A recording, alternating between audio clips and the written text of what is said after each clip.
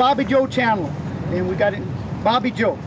In recognition and in gratitude for your many years of guidance and friendship you provided as an athlete on the playground and as a fellow drugstore cowboy on the corner, October 3rd, 1999, from you guys from Hampton2.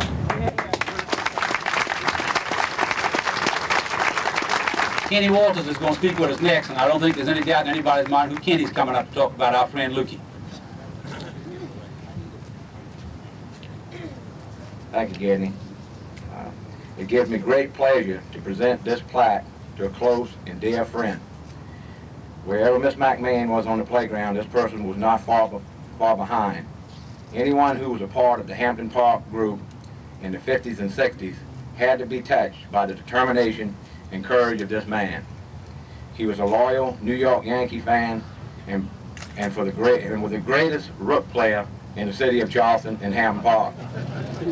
But more than that, he's an example to each of us of how to make the most of what you have been given in life. I present this plaque to Louis Elmo Lukey Dudley. I'm going to read what it says here for Lukey. In recognition of 40 years as the world's greatest rook player and in appreciation for many years of dedicated service as Charleston's best baseball umpire. October 3rd, 1999.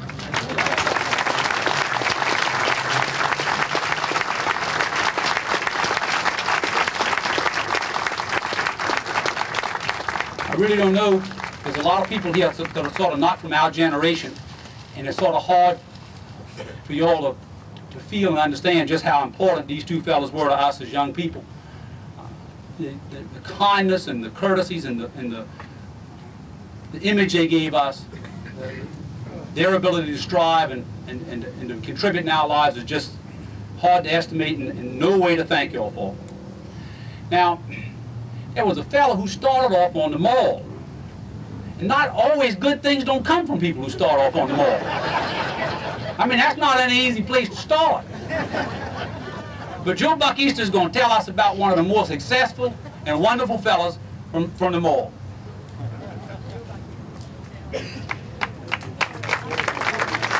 Thank you, Gedney. I think you stole my thunder. I believe everyone now knows who we're talking about. The next gentleman, and let me emphasize the word gentleman, really needs no introduction. Back in the 50s and 60s, when I was coming along, we were all coming along this playground, in our eyes, more popular and better well known than at that time the mayor of Charleston. Mayor Ron, that was before your time.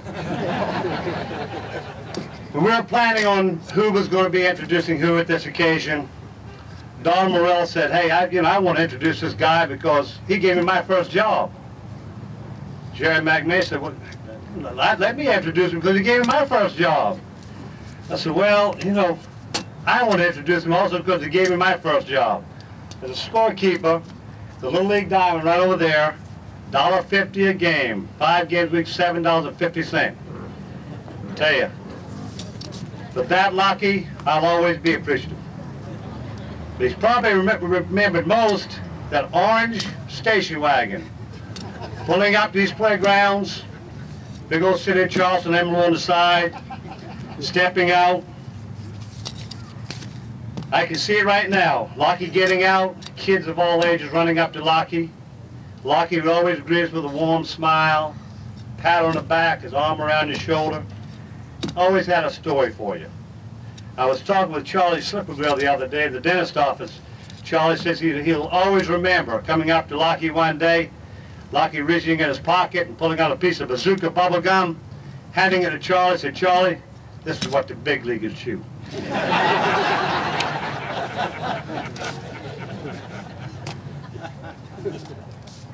That story and many other stories, I guarantee, can be remembered by all these guys ahead of day. But two of my favorites that I'll always remember Lockie for, as Gedney said, Lockie was one of the coaches always on the mall playground, grew up on the mall.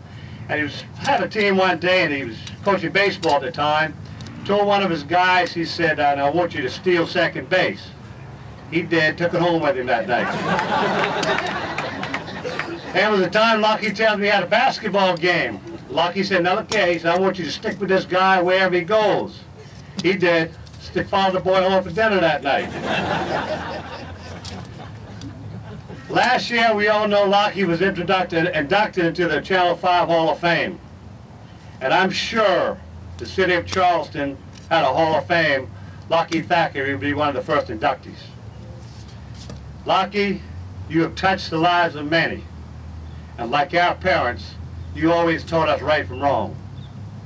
I'll ask now you and Miss Ruby, your lovely and devoted wife of many, many years, come forward as we present you this plaque.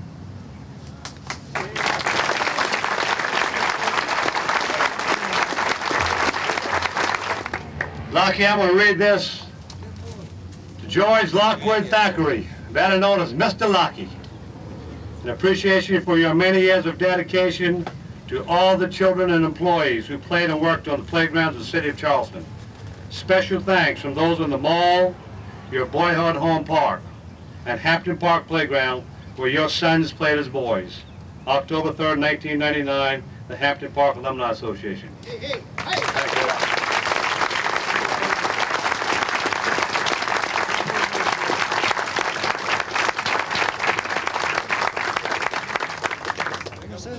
Can I say something?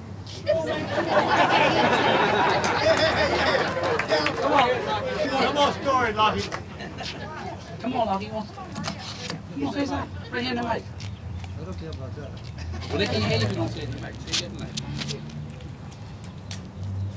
I had a friend would have a connection with. I'm getting old, you know. Look at my pretty girls right there. There's none of Sam's.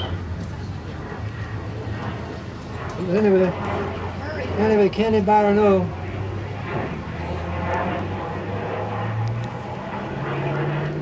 Thank you for 30 wonderful years. Thank you for 30 wonderful years. Thank you. Thank you.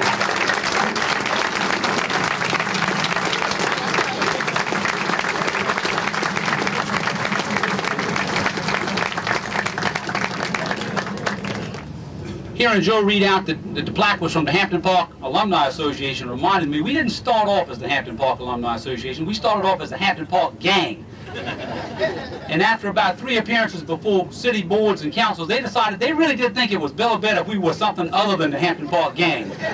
So we quickly changed our name. We got a little surprise next, and Freddie McMean's going to tell us about that. No, Jerry's going to tell us about that. I have to remind you all that I am the youngest one.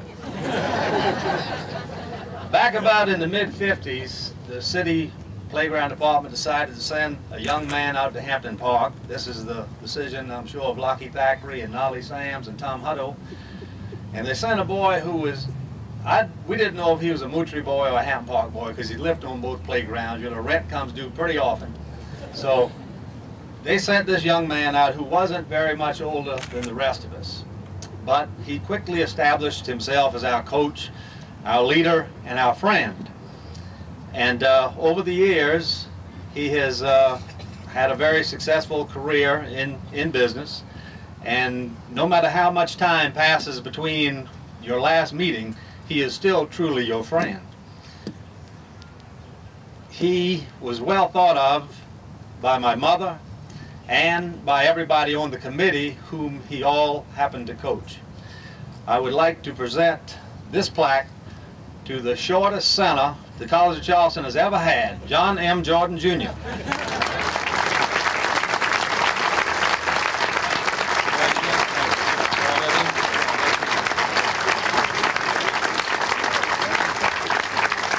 if I may read the plaque, John M. Jordan, Jr.